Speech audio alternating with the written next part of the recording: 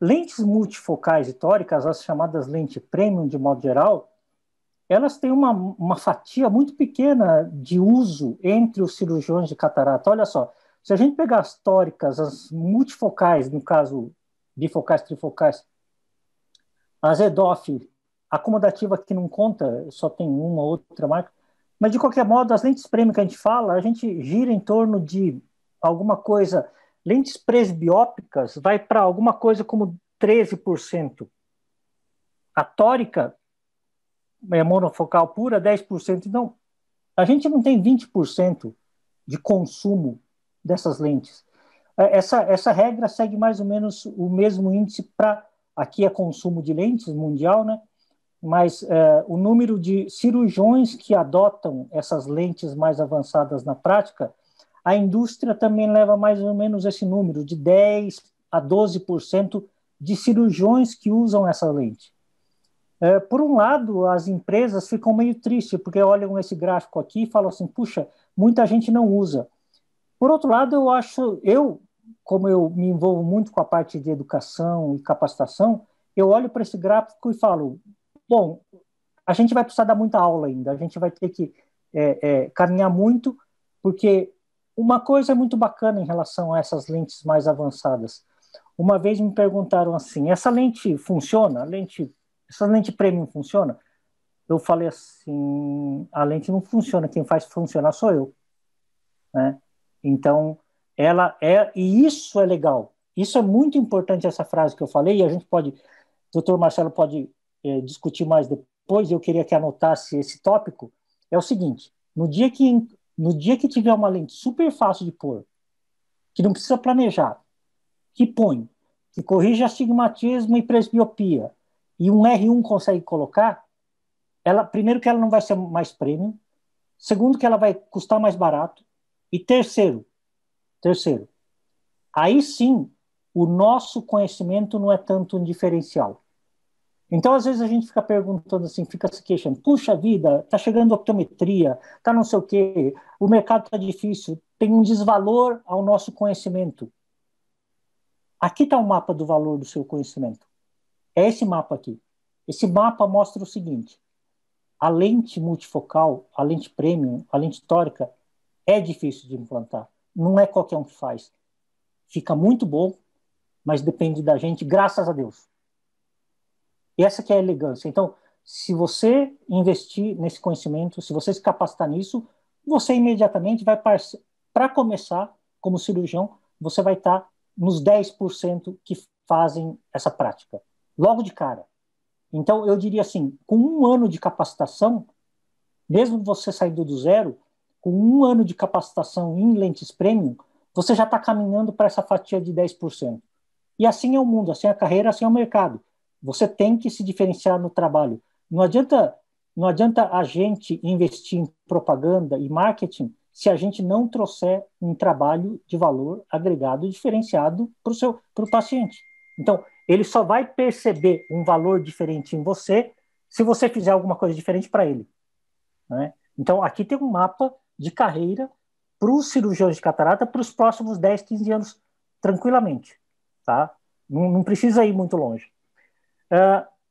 Eu aqui dividi de um jeito que vocês nunca viram em aula, que esse é o jeito como isso daqui não tem nada, digamos, acadêmico ou científico, mas é o jeito como eu prefiro classificar para eu entender, para eu navegar diante das opções, e é assim que nós vamos discutir hoje rapidamente.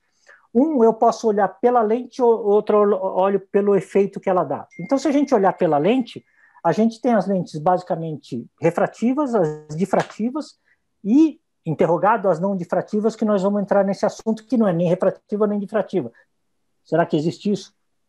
E como desempenho, a gente pode ter lentes bifocais, trifocais e as EDOF agora. Então, vamos lá. A gente pode ter, por exemplo, então eu vou aqui sair do muito básico, olha só que interessante. A gente fala muito em lentes asféricas e esféricas na rotina, tá? Por exemplo, aqui eu vou mostrar um caso em que os raios luminosos passam numa lente comum, numa lente normal, e causa, por ela ser uma lente esférica, a lente esférica vai causar uma aberração esférica. Então, essa lente, os raios centrais e paracentrais caem onde você quer, mas os da periferia não caem onde você quer, caem um pouco antes.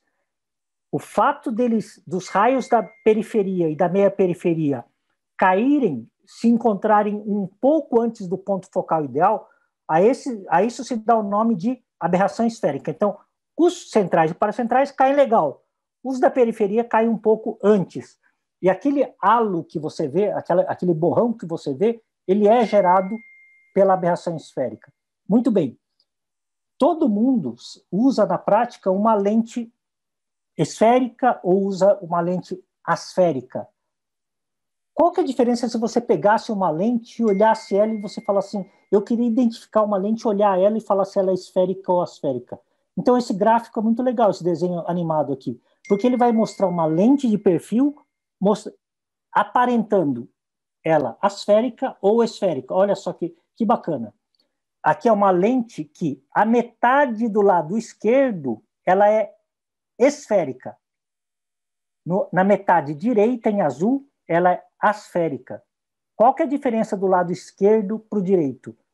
No lado direito, essa lente asférica, ela diminui o poder do centro para a periferia. Então, essa é a tal da lente asférica que você coloca nos seus pacientes. É uma lente que tem um trabalho entre periferia e meia periferia de diminuição de poder quando comparado ao centro. Uma lente esférica convencional, aquela lente que todo mundo fala, lente nacional, que é essa metade do lado esquerdo, se você medir o poder dela do centro, digamos, tem 20. Na periferia tem 20 também. Tá? Ela deveria ter menos, um pouquinho menos, para que o raio luminoso caísse no ponto certo. Então, essa é a questão da lente asférica e lente esférica. Essa lente aqui é diferente. Essa lente, olha só que interessante. Essa lente, ela tem uma curvatura, ao invés de ser na periferia, ou meia periferia, como o desenho anterior, a gente consegue ver que ela tem uma corcova na área central. Tá? Essa corcova na área central, esse bump na área central, tem a descrição aí, é uma pequena corcova na área central que ela gera uma pequena aberração esférica. Que lente é essa? Essa é uma lente Cristalens de silicone que era comercializada pela Bausch Lomb há uns 10 anos atrás aqui no Brasil. E a Bausch falava que essa lente era acomodativa. Tá? Por isso que esse desenho meio esquisito dela, ela é uma lente com plate esquisito, com umas ápticas esquisitas, e a Rex, não é que a Rex está errada, não. A Rex tinha que ser maior do que o corpo óptico, para, teoricamente, permitir a acomodação, o movimento acomodativo, mas não. Na verdade, a ação dela mesmo, de visão para intermediário que ela tinha, era graças a essa corcova central de poder diferenciado, que gerava, sim, uma aberração esférica e conseguia dar uma visão para perto, ou intermediário, pelo menos. Eu coloquei mais ou menos 200 dessas lentes e tinha bons resultados. Parei de usar porque a Cristalens mudou do modelo HD, que era esse modelo aqui, com essa corcova central, ou seja, uma área de aberração esférica central. Eles mudaram aqui no Brasil e nos Estados Unidos para um modelo chamado Cristalens AO, em que eles tiraram esse bump, essa aberração esférica central, e aí, imediatamente, eu perdi o efeito de intermediário dos pacientes, que nunca veio da acomodação, mas sim da aberração esférica. O que eu quero dizer com isso daqui? Que a gente já teve lente aqui, então, esse, mais ou menos, é o conceito de novas lentes EDOF que estão no mercado agora. Então, a gente já teve uma lente nesse padrão há 10 anos atrás no Brasil.